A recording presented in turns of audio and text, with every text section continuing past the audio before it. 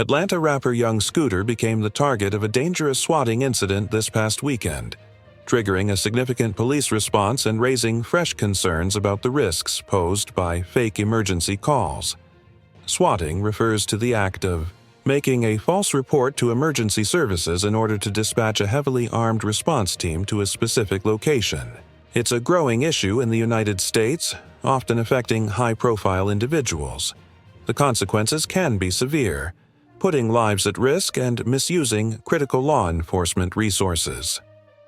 The incident involving Young Scooter unfolded in the early hours of Saturday, March 30th. According to law enforcement reports, Atlanta police received a disturbing emergency call claiming there had been a violent hostage situation at Scooter's residence. The caller alleged that people had been tied up, with gunfire heard in the background, prompting immediate action by authorities. The report led to the deployment of a specialized SWAT unit to the address.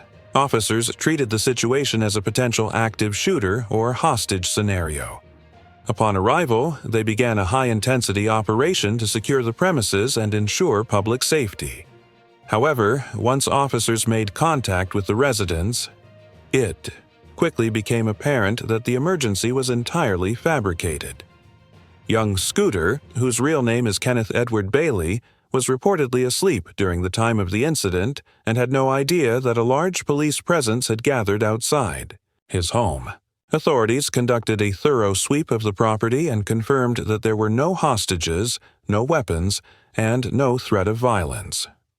The false report was taken seriously, as it matched the typical criteria used to assess credible threats. The 911 audio has since been released, offering a chilling glimpse into how convincing these hoax calls can sound. In the call, a male voice claimed that multiple people were being held at gunpoint and that a violent act had already occurred. Investigators are now working to determine who placed the fake call. At this time, the identity of the caller remains unknown. Law enforcement has confirmed that they are treating the case as a criminal investigation, with potential charges including filing a false report and making terroristic threats. In recent years, swatting has become more frequent, especially targeting celebrities, influencers, and musicians. These incidents can escalate quickly, and in some cases, they've resulted in fatal encounters. Law enforcement agencies across the country are taking steps to identify patterns and prevent these situations before they turn deadly.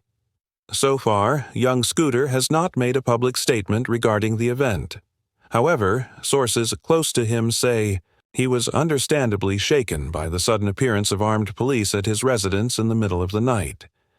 The incident disrupted not only his personal safety, but also the peace of the surrounding neighborhood. The Atlanta Police Department has also acknowledged the seriousness of the event. In a brief statement, a spokesperson emphasized the importance of using emergency resources responsibly and warned that swatting can lead to severe legal consequences for perpetrators. The 911 audio from the hoax has been shared by multiple outlets and is currently under forensic analysis. Investigators are hoping to trace the caller's location and digital footprint. With modern technology, tracking down anonymous calls is more feasible than in the past, but it can still be a lengthy process. Young Scooter, known for his collaborations with artists like Future and Gucci Mane, has been a notable figure in the Atlanta rap scene for over a decade. While he has had legal issues in the past, his name has not been linked to any criminal activity in recent years, making the swatting incident all the more unexpected. This event serves as yet another reminder of the real-world dangers of digital pranks that go too far. Beyond the immediate trauma inflicted on the victims, swatting ties up critical police resources that could be used for genuine emergencies. Authorities urge the public to treat emergency reporting seriously and to understand that false claims can put innocent lives in danger.